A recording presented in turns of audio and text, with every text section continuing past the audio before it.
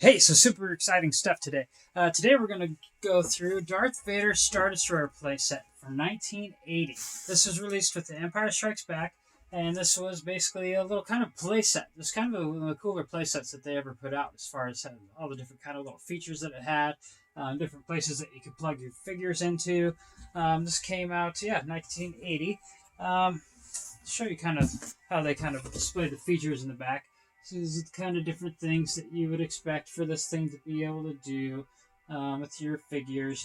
And we'll just get to it and just show you this thing. Now I didn't snap it all together completely because there's certain parts that kind of tend to want to bust if you put it all together. But let's start with this thing. First, here's the front turret gun. And turret gun back and forth. Kind of did this little clicking motion. But that was kind of cool. Kind of controlled with this little thing underneath on the bottom. And then there's this little spinning turntable on the front. So, you could kind of put your figure on there and have it face one direction or the other. This would basically be like, you'd have your Vader plugged in up here. And he would be kind of brought to attention by this little thing. Because this little thing comes down, and this is supposed to be the Emperor hologram. I don't know, they called it a hologram.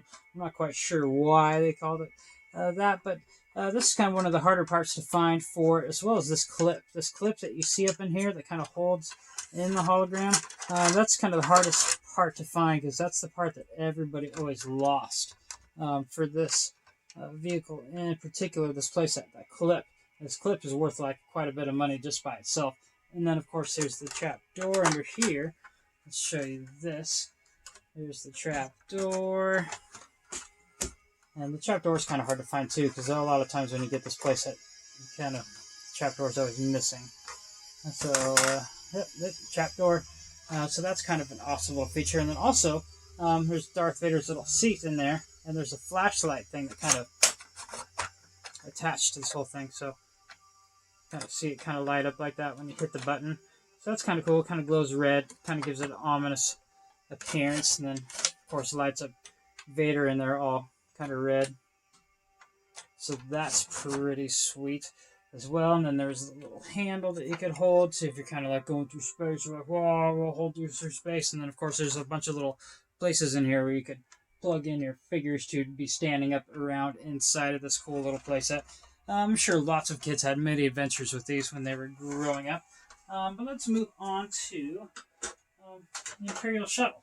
I've got this Imperial Shuttle, and actually I've just sold this, so I wanted to kind of show it off one more time in detail before I mailed this thing off. And the cockpit opens up, so you can sit a couple of people inside the cockpit. There's a little boarding ramp that comes down. It actually kind of extends out too. Just kind of slides out and slides back in. And then it kind of plugs in up here. So you can sit it kind of like that. And it had this trigger function. Of course, this one does not work, but the trigger function was supposed to lower the wings, I guess. So you're kind of like holding it and kind of going, zzz, kind of coming in, and you pull the trigger, and the trigger function is supposed to do something. But it also made some like laser fighting sounds. So in the back, there's a little compartment for batteries. And you come in here with the batteries. Let's put the batteries in. And this was in great condition because it doesn't have any battery wear, so nobody left the batteries in it by any means. But you put batteries in, and then hit this button here. So there's a little button on top here. It makes the god-awful screeching sound that these old Star Wars vehicles were famous for. But yeah, so that's kind of another cool feature of that. And then, of course, there's a side panel that you can open up inside here. So you can put some figures inside and kind of have them sitting around in the little lounge area. I'm not going to go too crazy kind of pulling down the wings because I don't want to bust the mechanism inside. Because like I said, there's some sort of malfunction with the wings and makes it so the trigger doesn't work. So whoever bought this, I want them to be able to, kind of go in there and be able to probably repair it without having it be damaged inside for them. So that's the Imperial Shuttle. This is kind of one of the more sought-after vehicles as far as like people's holy grails when they're going after Star Wars vehicles, because it is pretty pricey. And it comes with an awesome box. Oh yeah, also, before I get too far, I still have the Darth Vaders Star Destroyer playset instructions. So here's the original instructions for the Star Destroyer playset. So that's pretty cool to have. So I just kind of have them sealed up in here so they don't retain any further like aging or damage. Well, that's just pretty awesome because a lot of people don't have these instructions anymore. But the Imperial Shuttle box is pretty cool. The box alone sells for about $200 online, which is crazy. But here's the box in all of its glory. And of course, it's got the black and white on that. And then, of course, on this side panel, it shows you kind of the different functionality of the shuttle itself. Oh, but the box is in decent shape. And the new owner should be pretty happy with that, because these boxes, being near 40 years old, can be yellowed or deteriorated. And this one's actually in pretty decent shape still.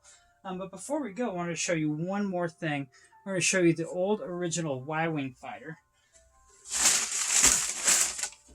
I actually have this thing for sale, and this is one of my more favorite vehicles of all time.